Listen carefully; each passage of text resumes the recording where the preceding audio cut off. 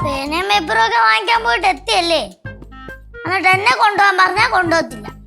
എന്തിനാ മോനെ വെറുതെ ഒരു പാഴ്ചെലവ്? പാഴ്ചലൊക്കെ ഇപ്പൊ എവിടുന്നാ വരുന്നേന്നറിയോ? ചെന്നൈന്ന്.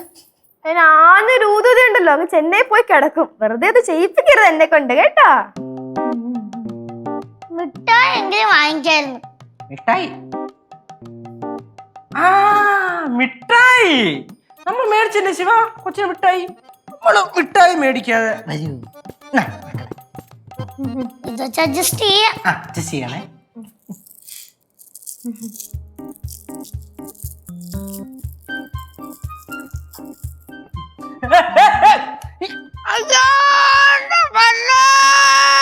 എന്താ തുപ്പടിയത് പല്ലേ പല്ലെന്ന് പറഞ്ഞോണ്ടിരിക്കണം. അയ്യോ നോക്കട്ടെ.